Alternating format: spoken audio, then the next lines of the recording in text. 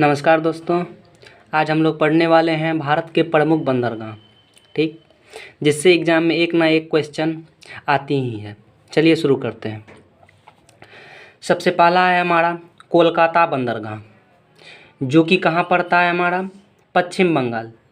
पश्चिम बंगाल राज्य में है हमारा कौन सा बंदरगाह? कोलकाता बंदरगाह। और ये हमारा किस नदी पर है? हुगली नदी पर है। समझ गए ना? कोलकाता बंदरगाह किस राज्य में है? पश्चिम बंगाल में, जो कि किस नदी पर है? हुगली नदी पर है। उसके बाद आता है हमारा मुंबई बंदरगाह, जो कि किस राज्य में है? महाराष्ट्र में है। और कहाँ पे पड़ता है ये? अरब सागर में पड़ता है। मुंबई बंदरगाह किस राज्य में है? महाराष्ट्र राज्य में है। और कहाँ पड़ता है ये? अरब सागर में। चलिए, उसके बाद है हमारा न्हावा शेवा। न्हावा शेवा बंदरगाह भी हमारा महाराष्ट्र में पड़ता है, जो कि अरब सागर में है। देखिए यहाँ पे मुंबई और न्हावा शेवा कहाँ पे पड़ता है? महाराष्ट्र में, जो कि अरब सागर में है। इसको 5 से 6 बार पढ़िएगा ना आप लोग तो याद हो जाएगा। ठीक, और पढ़ के छोड़ दीजिएगा तो फिर भूल जाइएगा। इसलिए ये सब डेली का डेली पढ़ना है। चलिए, वैसे इसको सिंपल ट्रिक है याद करने का। देखिए, मुंबई का जो महान आदमी होता है, लोग उसकी सेवा नहा के करता है। मुंबई में जो महान आदमी होता, महान से महाराष्ट्र, उसकी सेवा लोग नहा के करता है, न्हावा शेवा। बस, मुंबई और न्हावा शेवा कहाँ पे पड़ता है? महाराष्ट्र में। और देखिए, न्हावा शेवा बंदरगाह का ही दूसरा नाम है हमारा पंडित जवाहरलाल नेहरू। ये बहुत इम्पोर्टेंट है, पूछता है पंडित जवाहरलाल नेहरू बंदरगाह किस राज्य में है? महाराष्ट्र में। आपको तो सिर्फ ये जानते हैं न्हावा शेवा, इसलिए ये भी ज़रूरी है कि न्हावा शेवा का दूसरा नाम क्या पड़ता है? पंडित जवाहरलाल नेहरू। उसके बाद चलिए, चेन्नई, ये भी किस राज्य में पड़ता है? तमिलनाडु, जो कि बंगाल की खाड़ी में है। न्यू तूतीकोरिन, ये भी कहाँ पड़ता है? तमिलनाडु में, जो कि बंगाल की खाड़ी में है।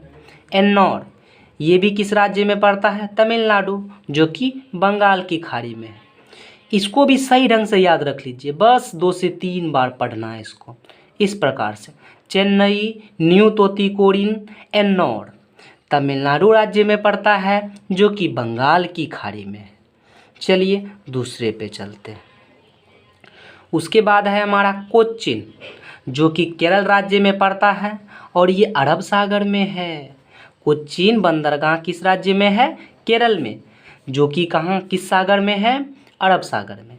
उसके बाद पड़ता है मार्मोगोआ, जो कि किस राज्य में है? गोवा। देखिए, इस बंदरगाह के नाम में ही स्टेट छिपा हुआ है। देखिए, मार्मोगोआ किस राज्य में है? गोवा, जो कि अरब सागर में पड़ता है। उसके बाद है हमारा कांडला, जो कि कहाँ पड़ता है? गुजरात में। और किस सागर में है?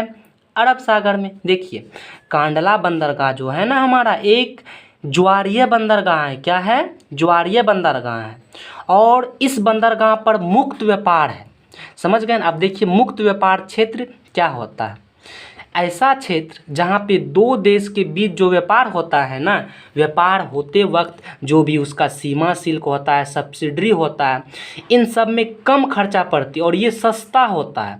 यही है हमारा मुक्त व्यापार क्षेत्र, जो कि कहाँ है? कांडला बंदरगाह पर। उसके बाद है हमारा न्यू मंगलौर, ये भी कर्नाटक में पड़ता है, जो कि अरब सागर में है। ये भी एक ज्वारीय बंदरगाह है, लेकिन अधिकतर पूछता है कांडला के बारे में। चलिए, उसके बाद है हमारा हल्दिया बंदरगाह, जो कि किस राज्य में है? पश्चिम बंगाल में। और किस नदी पर है? हुगली नदी पर है। पाराद्वीप, जो कि उड़ीसा राज्य में है। और कहाँ पे है ये? बंगाल की खाड़ी में। समझ गए ना? पाराद्वीप ये भी बहुत इम्पोर्टेंट है, जो कि किस राज्य में है? उड़ीसा राज्य में। और कहाँ पे पड़ता है? बंगाल की खाड़ी में। चलिए, आपका बहुत ही इम्पोर्टेंट चैप्टर समाप्त होती है। और आपको बता दें कि हमारा चेन्नई बंदरगाह ये हमारा सबसे पुराना बंदरगाह है। कौन? चेन्नई बंदरगाह। चलिए, थैंक यू।